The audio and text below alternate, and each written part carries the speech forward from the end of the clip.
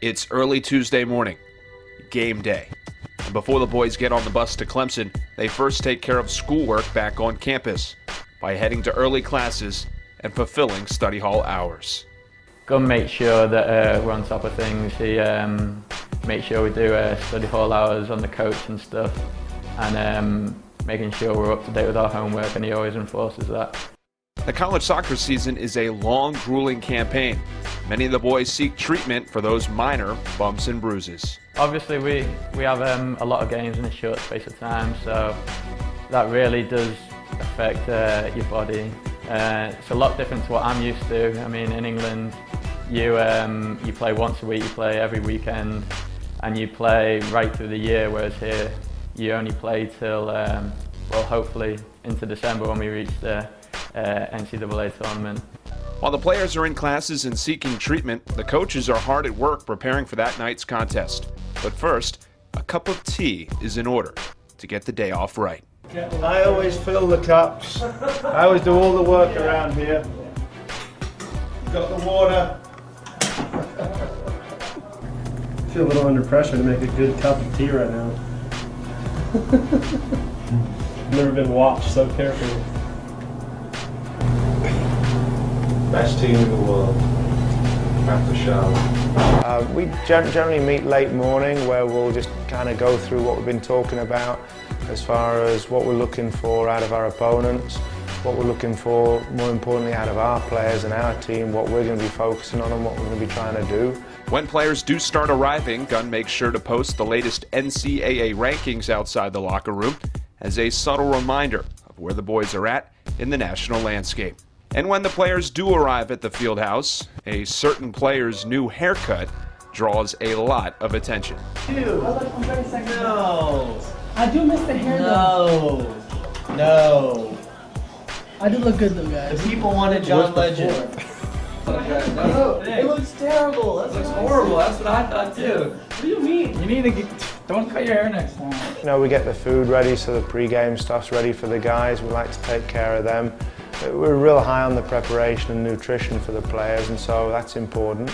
And then, you know, we're always looking at kind of what sort of feel we're going to get from the players. A midweek game when they've been in class and they've been doing that is very different than, say, a Friday night game where, you know, they're not in classes, most of them, and so they get all day to look forward to it, and they're naturally more energized. While the players grab some grub, trainer Adam Jordan is busy preparing equipment, medical supplies, and making that all-important mixture of Gatorade for the trip.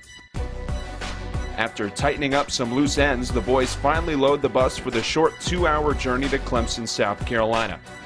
When they load the bus, they count off to make sure all are aboard. 1. Not here. 4. 5. 6. 7. 8. 9. 10. 11. 13. 16. 17. 18. 20. 21. 22. 23. 27. 29. 30. 31. 32. 33. We're good. We're good to go, sir.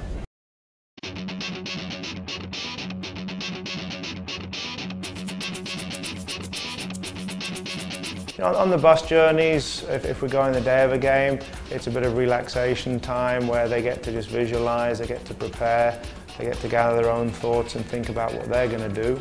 And then, you know, then when we start to get closer to the ground, we're then looking at raising the tempo a little bit. I think you're privy to some of the wonderful dance sort of music we often have on the bus, which is great. I particularly like that. There's definitely not going to be any country going on the way to the game. The short trip to Clemson goes off without a hitch. The bus pulls into the back lot of historic Riggs Field, and the boys seem focused on the task at hand. And then, you know, you get to the ground, then it's okay, go and check out the field, see what sort of conditions it's going to be. And then, you know, then the energy level starts to get raised. And in the locker room before the game, it's talking about those last few ideas that we want to make sure that they go into the game within their minds. And then it's warm-up time where Kevin and Kyle do a great job getting the guys going. Music is a big way to get us pumped up for a game.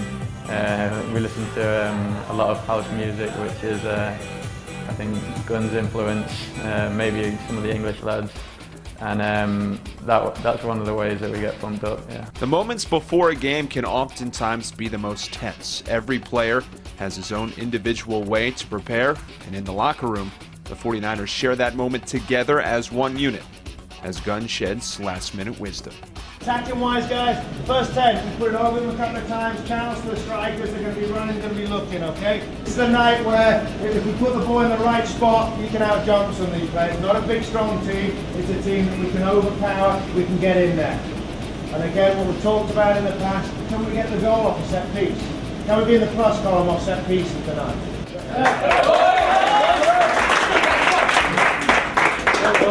Then, in like an old-fashioned boxing match, the fighters touch gloves, the bell rings, and it's go time.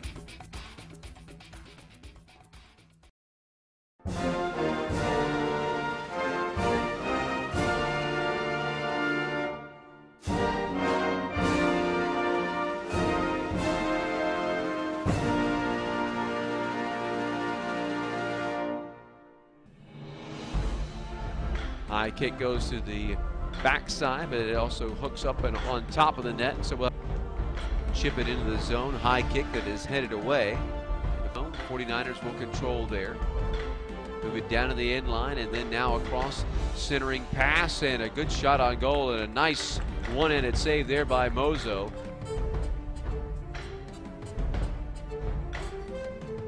Sends the bender across far side of the goal. Ball is headed up, and then it is headed in on a second header. And so 49ers break out on front. And headed in, I believe, by Will Mayhew. Chipping it into the penalty box, but there is Davis with the save.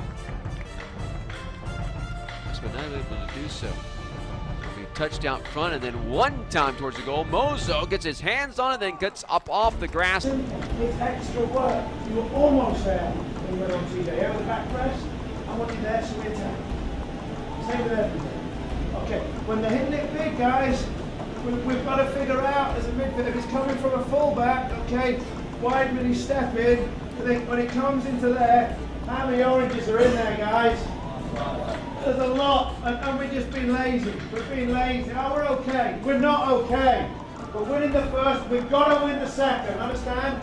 Otherwise, it's dropping in here, and they'll play, guys. They'll go at you. And meanwhile, there's 5 or 6 of them. Real simple. Okay? Now, a couple of other things. When they play feet, we can get into them and try and win. Yeah? It's going to be cleared over. Benedictson, shot on goal. Got it!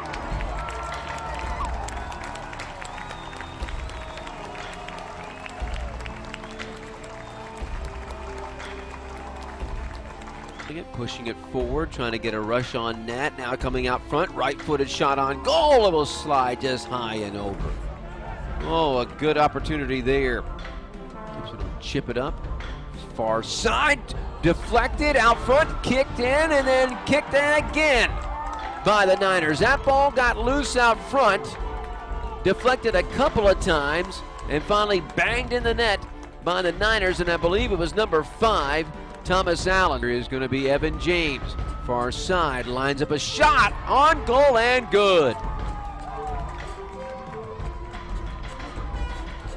And so with just 3:52 left, Evan James knocks it in the back of the net to make it 3-1 Charlotte. And that was a backbreaker there. Very, very happy with the result.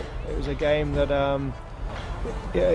very easily go either way in the middle of the second half, and the great thing about our team there, we'd had our chances to put the game away, we didn't manage to. They get back in, could go either way, and our boys had that resolve, and we just kept going, and in the end we win the game 3-1, and we're happy with another great road victory.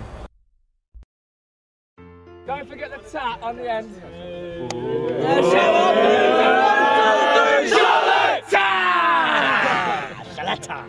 The result is in, and a win always brings happiness to the group. After the game, the boys quickly shower up, load the bus, and head back to the Queen City. It's good, you know, and Really, if you're always just looking at being happy if you win, sad if you lose, then I think you're kind of missing the point. What we try and teach our players is to have that level-headed approach where, okay, what were you trying to achieve today? And then afterwards you say, did you achieve it? Now, the outcome of the game, the way we look at it is if we've got great players, we think we do the right things tactically, we try and get our players to do the right things in a game. And so if we can just get them to focus on their individual jobs and how their job fits into the team strategy, then they don't really have to worry so much about the result. My hope is that, you know, we'll be winning games on the soccer field, which is great, but more importantly, the student athletes here are going to have the 4 best years of their lives, and you know, in 10, 20 years' time, some of their best friends who they always talk to are going to be the guys that they've shared 4 years of college with. The 49ers finally arrived back on campus early Wednesday morning, where the team gathers one last time before departing for the night. Shot on 3, 1, 2, 3, shot it! Hey,